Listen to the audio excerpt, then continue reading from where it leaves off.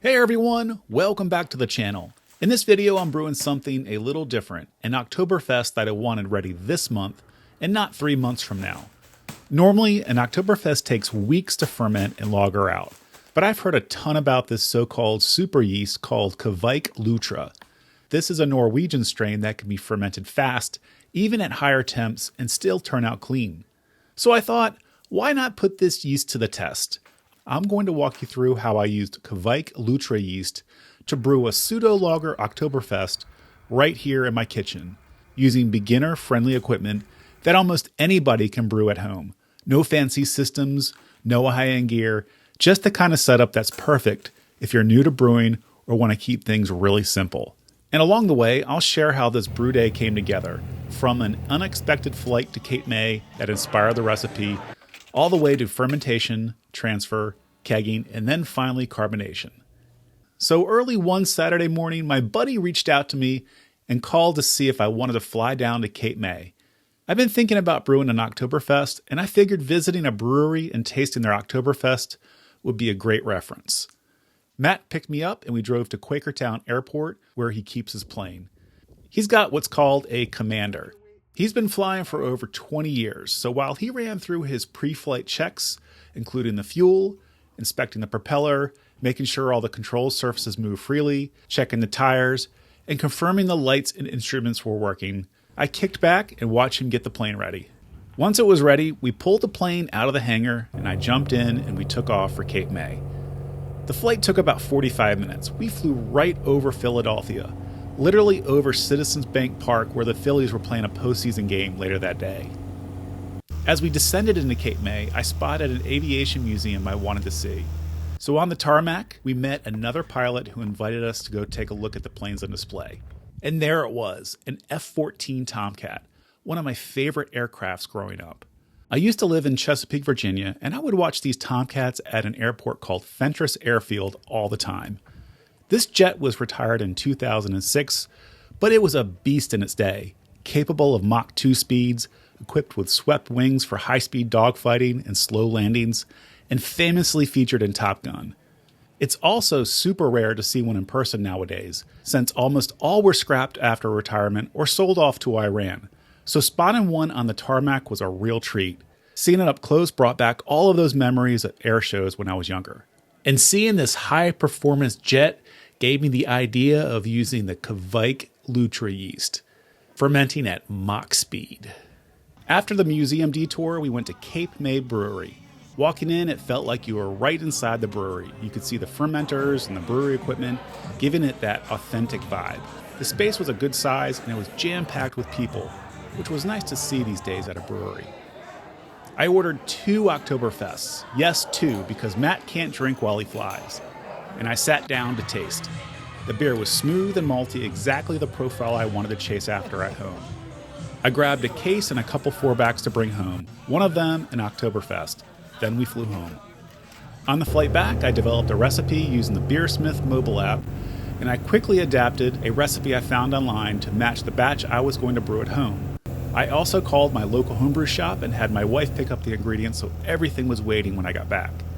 Here's the plan: a 2.5-gallon brew-in-a-bag batch on the kitchen stovetop. Simple, compact, and perfect for brewing while watching postseason baseball. For the grain bill, I went with a classic Oktoberfest base, tweaked slightly for a malty smooth profile. Here's the full breakdown of the grains I used. I used 35% Vienna Malt for the backbone of the beer, 22% Munich Malt that adds a little bready sweetness, 22% Pilsner Malt that keeps it crisp and drinkable, 6.7% of Crystal Malt 40, which adds a touch of caramel, 6.7% of Victory Malt that gives it a nutty, biscuit-like note, and 6% of malanoidin that boosts body and deepens the color. This grain bill should give a traditional Oktoberfest flavor while still keeping it easy to brew. Since we're keeping this beginner-friendly, I brewed this as an all-grain, single-infused mash right on the stovetop in a brew-in-a-bag. I mashed in at 170 degrees, and I stirred the grain so I removed any of the dough balls that could form during mash-in. Once I mashed in, the temperature dropped to about 152 degrees, and I held that steady for an hour. Once the mash was done, I pulled the bag out of the kettle and added a little pressure with the lid to help drain as much wort as possible from the grains. Then, to get the most out of the grains, I used this electric kettle filled with hot water around 170 degrees to sparge the grains. I poured the hot water over the bag, which rinsed the sugars from the grains and helped maximize the efficiency of the mash. And here's the hop schedule for the boil. At 60 minutes, I added Hallertauer Mittelfrühe for the bittering hops. At 30 minutes, I added another round of Hallertauer Mittelfrühe for the aroma hops. And at about 15 minutes, I added a Wurflock tablet to help clarify the beer. And at the very end of the boil, I added yeast nutrients to help with fermentation. Hey, if you're enjoying this video and you want to see more homebrewing videos like this, from beginner-friendly brews to fast fermenting experiments, hit that like button and subscribe. It really helps me keep making content like this for you. After the boil, I dumped cold water right into the wort to bring the temperatures down quickly.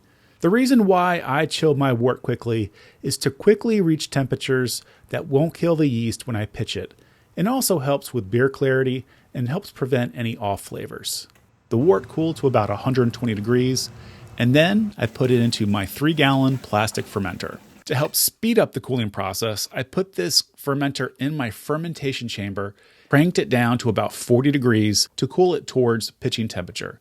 It took roughly 3 to 4 hours to get there. Even though this is an Oktoberfest and would normally be lagered, I wanted to test this Kveik Lutra yeast. It's a high attenuating, fast super yeast. I pitched it and set the chamber to 70 degrees Fahrenheit, and the beer started fermenting within a few hours. And if you don't have a fermentation chamber, don't worry. Kveik yeast is incredibly forgiving and will happily ferment at room temperatures, even up to about 100 degrees Fahrenheit. And when fermentation slowed, I used my new small transfer pump to move the beer into the keg. 1 tube in the fermenter and 1 in the keg. All I had to do was push a button on this pump, and it started to transfer the beer between these 2 vessels. This pump was actually less expensive than a gravity-fed siphon, and I have other ideas how I can use this around my brewery. So after I transferred this into the keg, I used the slow carbonation method. If you've seen other videos of mine, I went over how I fast carbonate beer. For this one, I used the slow carbonation approach. 1 week of cold lagering, and then I applied CO2 at serving pressure and let this carbonate for over 2 or 3 weeks. This gave the beer a smooth mouthfeel, proper carbonation, and time to condition like a pseudo-lager. So the total conditioning I used for this beer with the carbonation was around 4 weeks. And now for the taste test. We've got the Oktoberfest I picked up from May Brewery and the Oktoberfest I brewed for this video.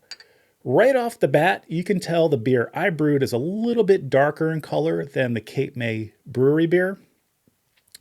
But for the clarity, it's not that bad for only lagering for 4 weeks. I can see through the beer.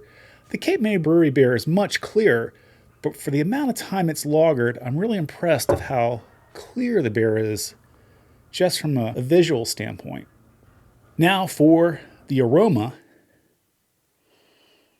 The May Brewery does have a nice malty, toasty note to it.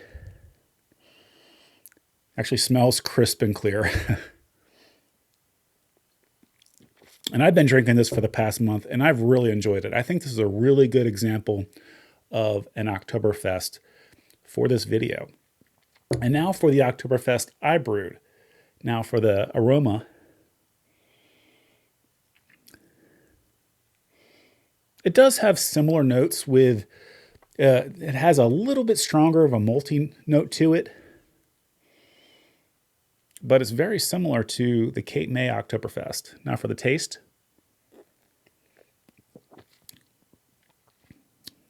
It's very good. I don't detect any off flavors. It's not as crisp as the May Oktoberfest, but it's in the category of a pseudo-lager if I were to think of what a pseudo-lager would taste like.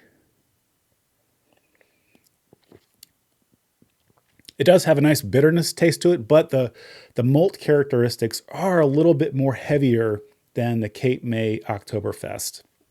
If I were to brew this again, I would probably pull back some of the grains like the Victory grains just to dial back the malt note a little bit and let the hop shine through a little bit more. But overall, I think it is what a pseudo-lager of what I was envisioning would taste like. This has only been lagering for 4 weeks. Now let's talk a little bit about the numbers. I was shooting for 1059 for my original gravity, and I came in at 1056. My final gravity, I was shooting for 1012, and I actually overshot that number a little bit and came in at 1010. So that puts this Oktoberfest right around a 5% beer. Now, thinking back on how this Kveik Lutra yeast performed, I fermented this beer out in under 4 days, and I was able to get this in my keg and start lagering it for 4 weeks. Now, I brewed this in early October, and I was able to keg, carbonate it, lager it, and taste test it in under a month. And I must say, I'm very impressed with how this Lutra yeast performed, and I would definitely try this yeast again in the future and maybe play around with the temperature a little bit, maybe raise the temperature to see if I can ferment this even faster. But I think the next time I use this Kveik yeast, I would let it lager a little while longer to see if I can get a little bit more clarity in the beer. I mean, I don't know if you can see in the video, but it's pretty doggone clear, but not as clear as the Cape May Brewery beer. It's just a little bit darker, but I can definitely start to see through the beer, which tells me that this Kveik yeast is doing a great job in creating a pseudo-lager in a short amount of time. I would definitely try this yeast again for different types of lager I plan to brew next year. If you've enjoyed this video, make sure to hit that like button and subscribe so you're notified about future videos like this one. See you in the next video. Cheers.